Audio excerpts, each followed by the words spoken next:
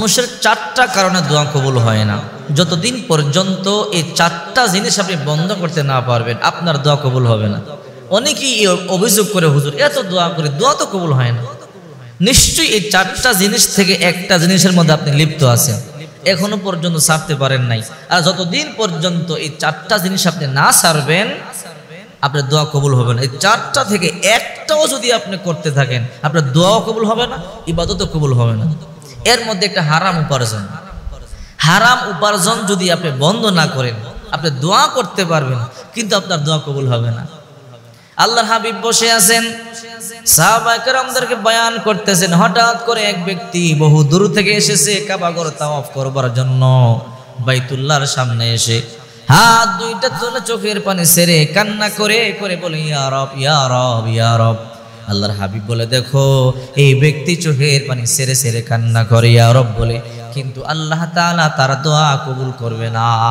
সাহাবায়ে কেরাম অবাক হয়ে গেল। নবীজি আউলাকেশ পাগল বেশ লোকটাকে দেখাচ্ছে, মনে হয় বহু দূর থেকে এসেছে, তার দোয়া কেন কবুল হবে না? ক্লান্ত পরিশ্রান্ত অবস্থায় বাইতুল্লাহ জিয়ারত করবার জন্য এসেছে, তার দোয়া কেন কবুল হবে না? আল্লাহর পয়গম্বর বললেন, এর কারণ হলো এই ব্যক্তির খাদ্য হারাম, বস্ত্র হারাম, পানি হারাম।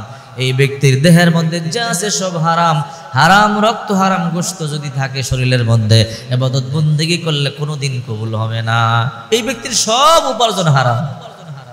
আপনি হারাম উপার্জন করতেছেন, আর এই টাকা দিয়ে হজ করেন, এই টাকা দিয়ে যাকাত দেন, এই টাকা দিয়ে মসজিদ বানায় দেন, 2 পয়সার ফল আপনি পাবেন না। এই জন্য যতদিন পর্যন্ত চারটা পাপ থেকে নিজেকে বের করতে না পারবেন, কোনোদিন আপনার দোয়া কবুল হবে না। 2 নাম্বার, সুদের কারবার, ঘুষের কারবার যারা করে। সূরা বাকারার 178 নম্বর আয়াত, 278 নম্বর আয়াতে আল্লাহ পাক রব্বুল আলামিন বলেন, ইয়া আইয়ুহাল্লাযীনা আমানুত্তাকুল্লাহ ওয়া যারু মা বাকিয়া মিনার রিবা ইন কুনতুম মুমিনিন। হে ঈমানদারেরা, তোমরা আমি আল্লাহকে ভয় করো, আর ওয়া যারু মা বাকিয়া মিনার রিবা, সুদের কারবার তোমরা বন্ধ করে দাও। ইন কুনতুম মুমিনিন, যদি তোমরা মুমিন হয়ে থাকো। আর যারা সুদের কারবার বন্ধ করবে না, ফা ইল্লাম তাফআলু ফাআযানু বিহারবিম মিনাল্লাহি ওয়া রাসূলি, সুদের কারবার যারা বন্ধ না করবে, আল্লাহ আর রাসূলের সাথে যুদ্ধের জন্য প্রস্তুতি গ্রহণ করে নাও। সাধারণ কথা নয়। আল্লাহর হাবিব বলেন, লা ইয়াদখুলুল জান্নাতা কাত্তাতুন, লা ইয়াদখুলুল জান্নাতা জাসাদুন উদিয়া বিল হারাম, লা ইয়াদখুলুল জান্নাতা জাসাদুন উদিয়া বিল হারাম। হারাম দেহ জান্নাতের মধ্যে ঢুকবে না। দেহের মধ্যে গোশত আছে 60 কেজি, 1 টুকরা গোশত হারাম। দেহের মধ্যে রক্ত আছে 6 লিটার, 1 ফুটা রক্ত হারাম। ওই দেহ, ওই গোশত, ওই রক্ত আল্লাহর তৈরি জান্নাতের মধ্যে কখনো ঢুকবে না। এই গেল 2 নাম্বার। 3 নাম্বার, জিনাকার যারা জিনা করে, পরকিয়া করে, এদের দোয়া কবুল হবে না, ইবাদত কবুল হবে না।